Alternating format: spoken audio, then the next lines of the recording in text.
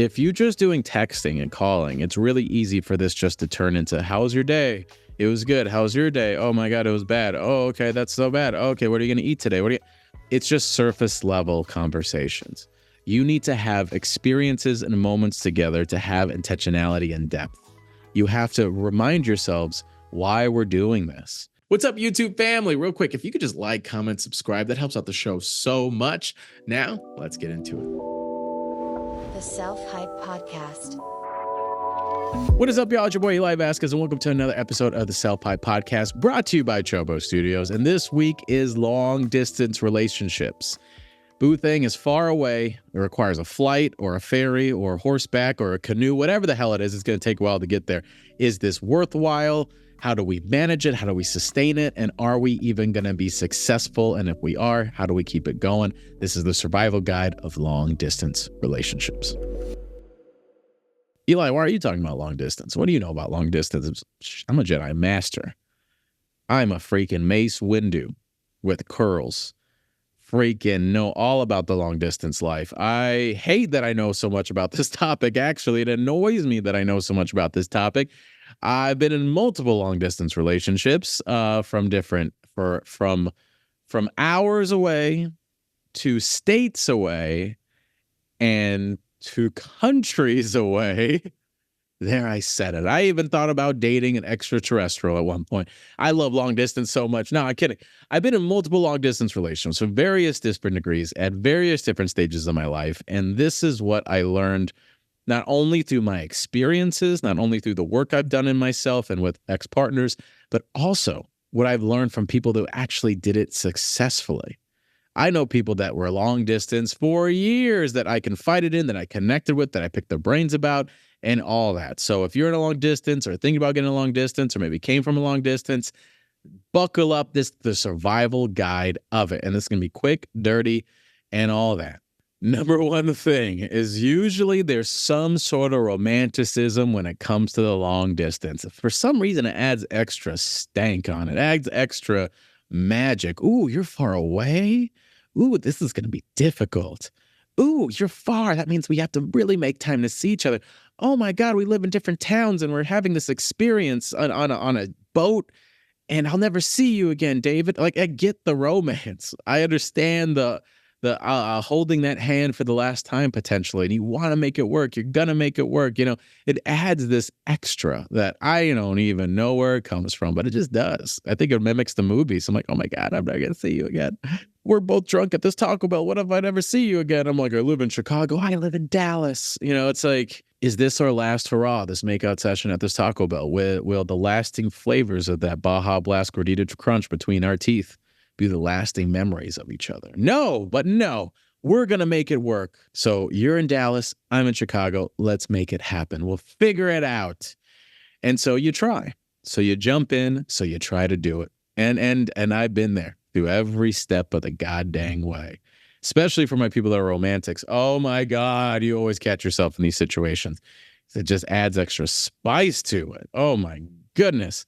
So the number one thing, and this is the hardest question you have to discover and be real with yourself with. And this is my mistake I made time and time again. What's up, y'all? I know you guys are enjoying the show, but real quick, I just want to talk about the Patreon. Patreon, you get early access to episodes, bonus content, and you could even ask a question that gets on the show. It's patreon.com/selfhype. Now, let's get back to it. And this is my mistake I made time and time again. When are we actually going to be together again? Not temporarily, not for a weekend, not for a long-term trip. No. Is there an avenue where we both lived with each other in the same city? And if it ain't it, you are wasting your time. I promise you are wasting your time. And I'm sure you're like, well, maybe we can figure something out and maybe we can make this work. And maybe, I promise you, save yourself the heartache. Save yourself the heartbreak. Save yourself that. I will tell you this right now. Either way, you're going to get heartbroken. And I rather have you get heartbroken now than get heartbroken a year from now after wasting all this time and all this energy and someone eventually slipped up. Someone eventually can't do it anymore. Someone, unfortunately, may have dated somebody else. Now, I'm not trying to be gloom and doom and Mr. Pessimist, but as someone who has worked with people that have been successful long distance and know people that have been successful in multi-year long distance, and knowing my own issues and my own problems, the number one struggle and the number one problem is no one has the hard, no BS answer of, will we ever be together? Because I will say this, long distance is non-sustainable. Long distance is not natural. Long distance does not work. You can make it work if you have a deadline. You need a freaking finish line. You are running a Tough Mudder with a freaking bricks on your back, full tilt, full sprint, and it sucks. It is hard. It is moving a freaking anvil up a hill because you miss this person. You want to see them. You can't. What are they doing on the weekends? What am I doing on the weekends? Oh my God, I haven't seen them in a month. Oh my God, it's so much stress. It's so difficult, and all we want to do is be with our person, but we can't. It is non-sustainable, and it will end unless you have something that you're fighting for. Unless you have a deadline, unless you see the freaking finish line, unless you have that, because someone will give up eventually. You have to. It's unnatural to the human experience to forever be in a long-distance relationship. It just is. And if you're scared to have this conversation, you're scared, you're denying yourself and denying this person and wasting each other's time. You're denying each other true love. That's just what it is. Unless there's a world where, like, you know what, I could see myself living in Turkey, forget it. I will give up everything and go. Sure, let's explore that, but there has to be a date. There has to be a date, and there has to be a time frame.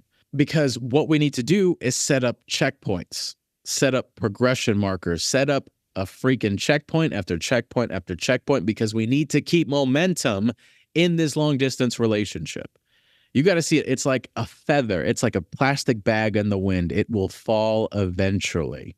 So we need to keep putting air up to keep this thing alive until we reach our final destination, our freaking finish line, our deadline. But we need to create action to keep this up in the air, to keep this feather, to keep this balloon up in the air, because inevitably, because it's long distance, it's going to slowly drip down. That's the way I need you to see it. If we say 2 years from now, we're going to both live in the same city, but I need to finish up school and then I'll see you, then great. That's a game plan. That's something we could work with. So what are we going to do to get through the month to month to month to month? We have 24 months before we're together. What are we going to do every month in order to keep this freaking thing going? And guess what? Even with a deadline, it's going to be hard. Even with a final destination, it's going to be hard. You got to know those things. So with that mindset of checkpoints, then what are we doing that's non-negotiable?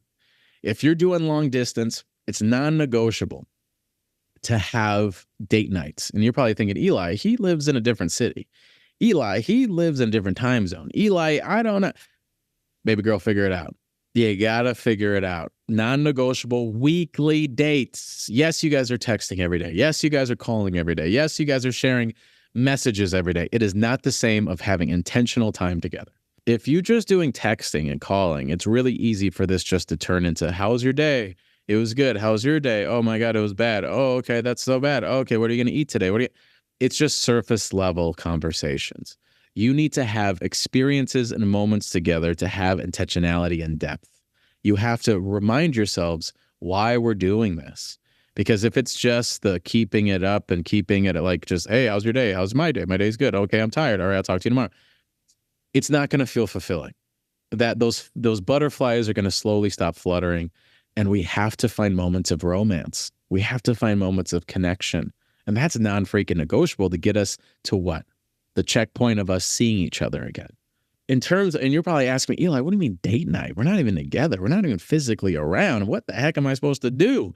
There's a really amazing app. I think there's Teleparty or whatever. I use it. I heard it from a friend who had a successful long distance.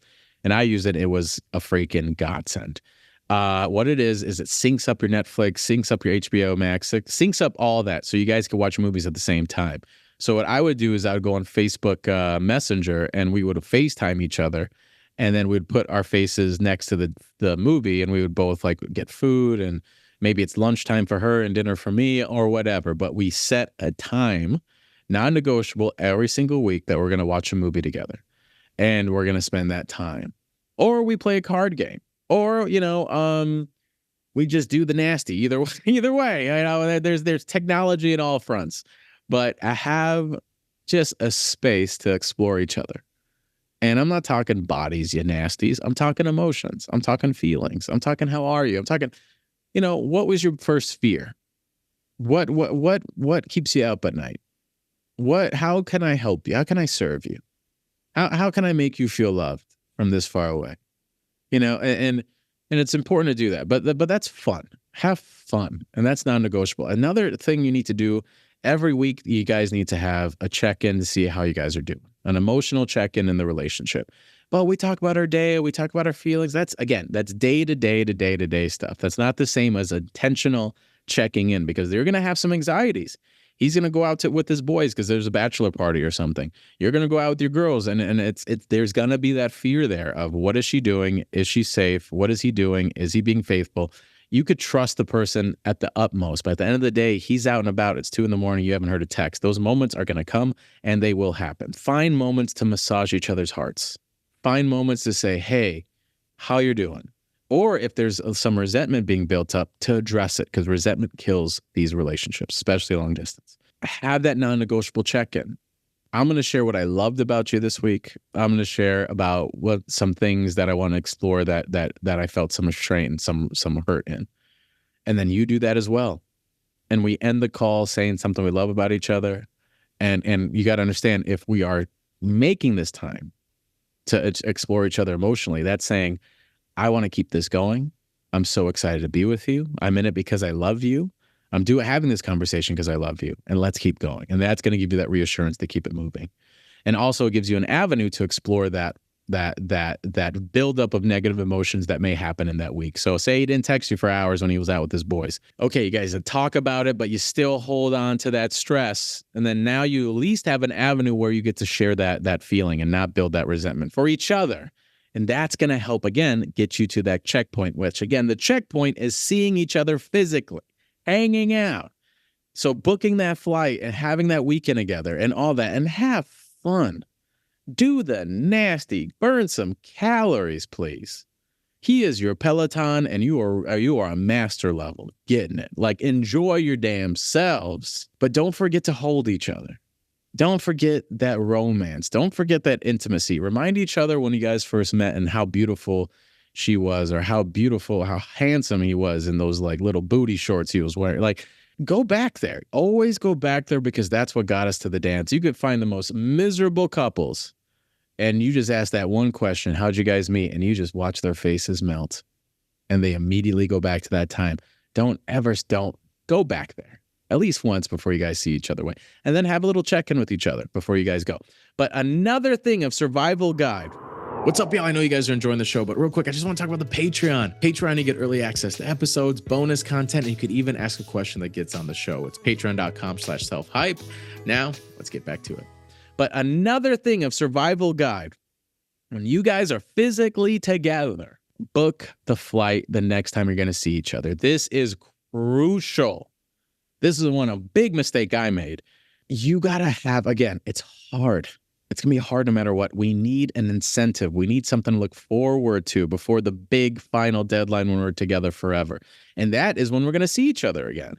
So we need to know, is it 2 weeks, 4 weeks, 5 weeks? Let's sit down and deal with it together. Let's figure that out together. And we're going to book a flight together so we have something to look forward to, because we know that goodbye at that airport rushes you.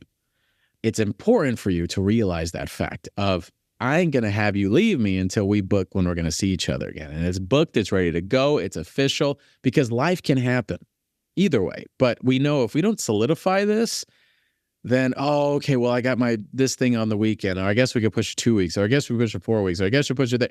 And then you end up not seeing each other for 2 months. And it is so difficult. Those extended times away that's when you start slipping. That's when you start questioning some things. That's when you're like, oh my God, this is so hard. I love him so much, but God, can I keep doing this? So understand the fact that your love is a balloon that is in the air, that is slowly dropping. And what we need is constant fun, non-negotiable communication in terms of checking in emotionally, having a deadline, because it's non-sustainable to keep keeping a freaking balloon up. You got to, move on with your life at some point.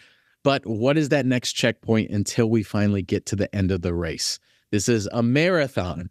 And what are those checkpoints that incentivize us to keep going, keep going, keep going, and keep going? These are some things to hold on to. These are some things to consider. These are some things to digest, and it can be worth it. Again, I know people that have had from LA to New York to Seattle to the Midwest to New York to Europe for years, and they made it work, and now they're together and they're married. But it was these non-negotiables and these action plans that they had to come into terms with. In a way, long distance can be beautiful. In a way, long distance can be magical because it forces you to communicate. It forces you to work with another individual. It forces you to coordinate and plan, and planning is sexy. Planning is hotter than you could ever imagine. If you have a woman or a man that consistently plans with you, oof, that's nice.